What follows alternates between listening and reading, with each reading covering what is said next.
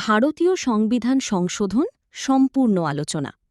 Railway, NTPC, group D, SSC, PSC, WBCS, UPSC. নমস্কার প্রিয় ছাত্রছাত্রীরা, আজকের এই বিশেষ ক্লাসে আমরা আলোচনা করব ভারতীয় সংবিধান সংশোধন নিয়ে, একদম শুরু থেকে শেষ পর্যন্ত। যদি তুমি কম্পিটিটিভ এক্সামের প্রস্তুতি নাও, তাহলে এই টপিক তোমার জন্য অত্যন্ত গুরুত্বপূর্ণ।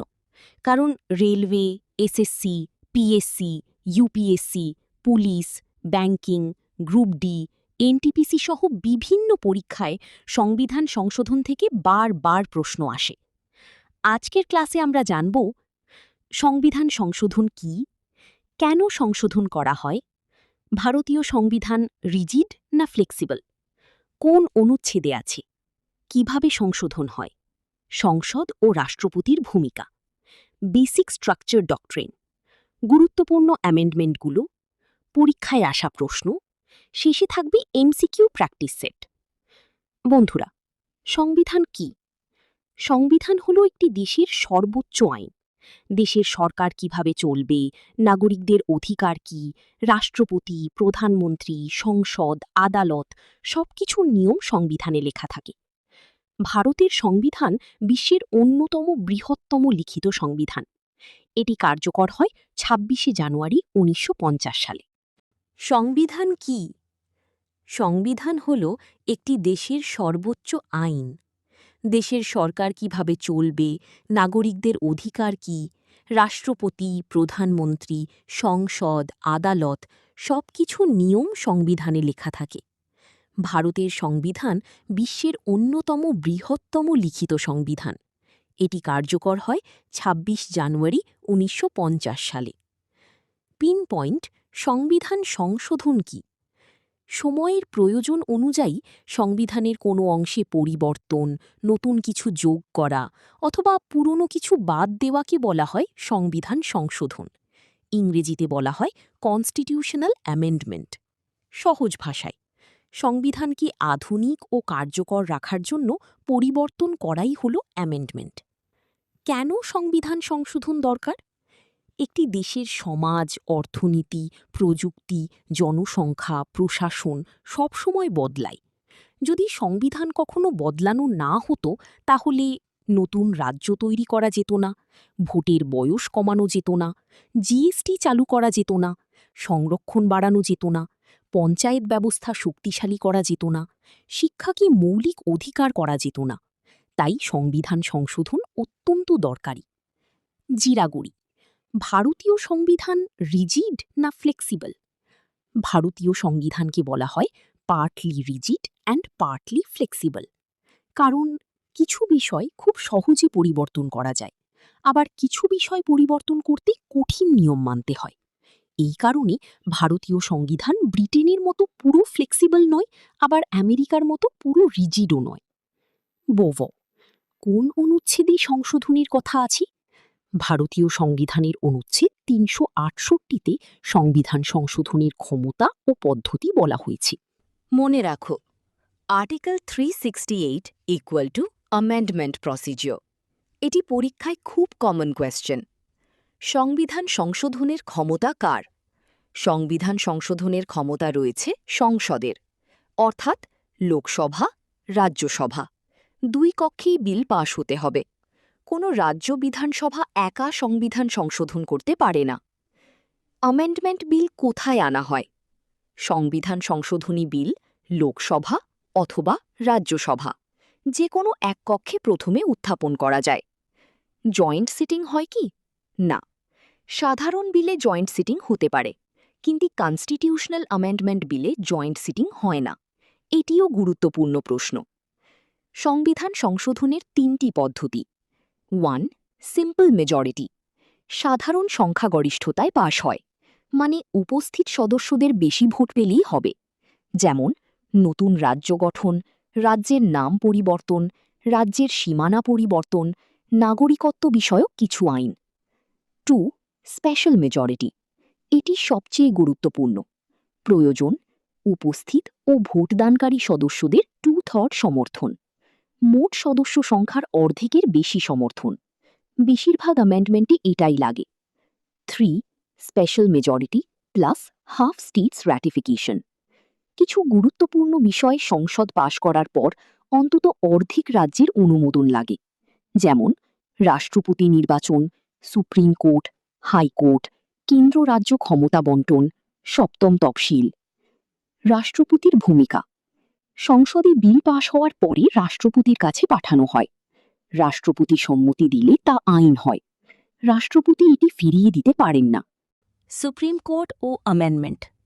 গোলকনাথ কেস 1967। সুপ্রিম কোর্ট বলেছিল সংসদ মৌলিক অধিকার বদলাতে পারবে না। 24তম অ্যামেন্ডমেন্ট 1971। এর মাধ্যমে সংসদের ক্ষমতা বাড়ানো হয়। কেশবানন্দ ভারতী কেস 1973। ভারতের ইতিহাসে অত্যন্ত গুরুত্বপূর্ণ মামলা। সুপ্রিম কোর্ট বলে সংসদ সংবিধান সংশোধন করতে পারবে, কিন্তু বেসিক স্ট্রাকচার নষ্ট করতে পারবে না। বেসিক স্ট্রাকচার কি? সংবিধানের মূল কাঠামো, যেমন গণতন্ত্র, প্রজাতন্ত্র, ধর্মনিরপেক্ষতা, বিচার ব্যবস্থার স্বাধীনতা, আইনের শাসন, ফেডারেল ব্যবস্থা, মৌলিক অধিকার, সংবিধানের সর্বোচ্চতা, এগুলো নষ্ট করা যাবে না। গুরুত্বপূর্ণ সংশোধনসমূহ: ফার্স্ট অ্যামেন্ডমেন্ট অ্যাক্ট 1951। মত প্রকাশের স্বাধীনতায় যুক্তিসঙ্গত সীমাবদ্ধতা, জমি সংস্কার আইন সুরক্ষা, 9th শিডিউল যোগ। Seventh amendment act 1956।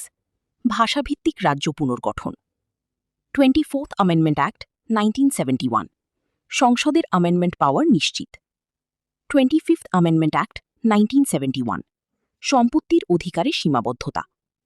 42nd amendment act 1976। এটিকে বলা হয় মিনি কনস্টিটিউশন, কারণ অনেক বড় পরিবর্তন হয়। প্রিয়াম্বেলে যোগ হয় সোশ্যালিস্ট, সেকুলার, ইন্টেগ্রিটি। এছাড়াও ফান্ডামেন্টাল ডিউটিজ যোগ, কেন্দ্রের ক্ষমতা বৃদ্ধি। 44th amendment act 1978। ইমার্জেন্সি পাওয়ার সীমিত। সম্পত্তির অধিকার মৌলিক অধিকার থেকে সরানো হয়। 52nd amendment act 1985। Anti defection law. 61st amendment act 1989। ভোটের বয়স 21 থেকে 18। 73rd amendment act 1992। পঞ্চায়েতি রাজ, গ্রামীণ স্থানীয় স্বশাসন। 74th amendment act 1992। মিউনিসিপ্যালিটি, শহুরে স্থানীয় স্বশাসন। 86th amendment act 2002। 6 থেকে 14 বছর শিশুদের শিক্ষার অধিকার, আর্টিকেল 21A যোগ। 101 অ্যামেন্ডমেন্ট অ্যাক্ট 2016। জিএসটি চালু। 103rd amendment act 2019। EWS reservation 10%। পরীক্ষায় বারবার আসা প্রশ্ন: আর্টিকেল 368 কি? মিনি কনস্টিটিউশন কোন অ্যামেন্ডমেন্ট? ফান্ডামেন্টাল ডিউটিজ কোন অ্যামেন্ডমেন্ট?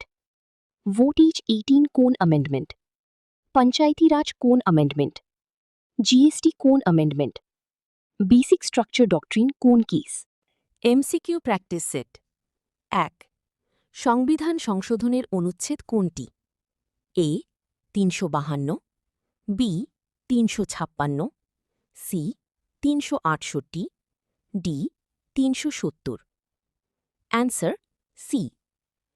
2. মিনি কনস্টিটিউশন বলা হয় এ 44তম, বি 42তম, সি 52তম, ডি 61তম। Answer B. 3. ভোটের বয়স 18 করা হয় এ 52তম, বি 61তম, সি 73তম, ডি 86তম। Answer B. 4.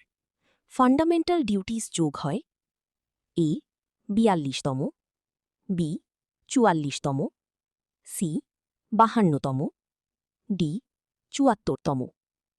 Answer A. 5.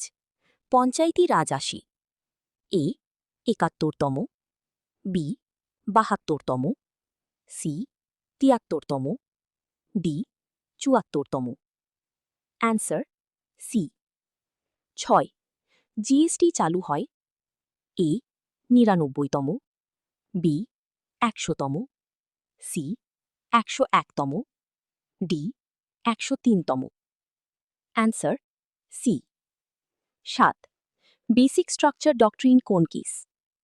A Golaknath, B Kesavananda Bharati, C Minerva Mills, D Shankari Prasad.